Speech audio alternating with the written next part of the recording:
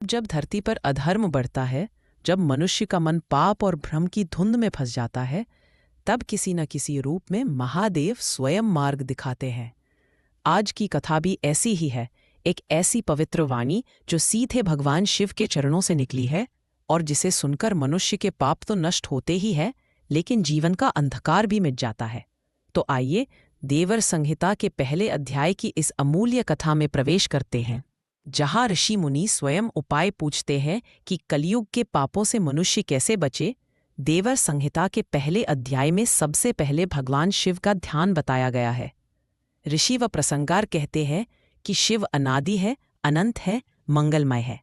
उनके 5 मुख 5 शक्तियों का प्रतीक है: सृष्टि, पालन, संहार, तिरोभाव और अनुग्रह। इसके बाद कथा का मुख्य दृश्य आता है। प्रयाग, जहां गंगा यमुना का संगम है, सभी महात्माओं ने एक महान यज्ञ आयोजित किया। इस यज्ञ की सुगंध, तेज और दिव्यता दूर दूर तक फैल गई। यह सुनकर व्यास जी के शिष्य सूत जी वहां पहुंचे। सभी ऋषि बहुत सम्मान के साथ उनका स्वागत करते हैं और कहते हैं, हे सूत जी, आप भाग्यशाली हैं कि आपने स्वयं व्यास जी से समस्त पुराणों का ज्ञान पाया है। आप भूत भविष्य वर्तमान के ज्ञाता हो। कृपा कर हमें वे उपाय बताइए जिनसे हम कलयुग के पापों से बच सकें। ऋषि मुनि बताते हैं कि कलयुग में मनुष्य पाप और छल में फंस जाएगा। लोग धर्म का त्याग करेंगे, वाणी में झूठ, मन में ईर्ष्या बढ़ेगी, परिवार टूटेंगे, आपदाएं बढ़ेंगी, ब्राह्मण लोभी हो जाएंगे, व्यवसायी धोखा देंगे, स्त्रियों और पुरुषों दोनों में चरित्र का पतन होगा, स्वार्थ, लोभ, नशा और क्रोध बढ़ेगा, पुनित व वर्ण आश्रम व्यवस्था नष्ट हो जाएगी।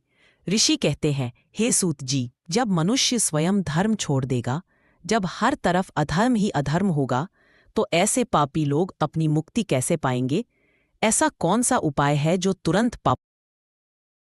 और तब सूत जी मन में महादेव को स्मरण करते हैं। सभी ऋषियों की व्यथा सुनकर सूत जी भीतर ही भीतर भगवान शिव का ध्यान करते हैं और उत्तर देने की तैयारी करते हैं।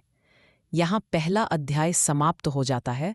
आगे आने वाले अध्याय में शिव स्वयं वह दिव्य उपाय बताते हैं जो कलयुग के पापों को तुरंत नष्ट करता है।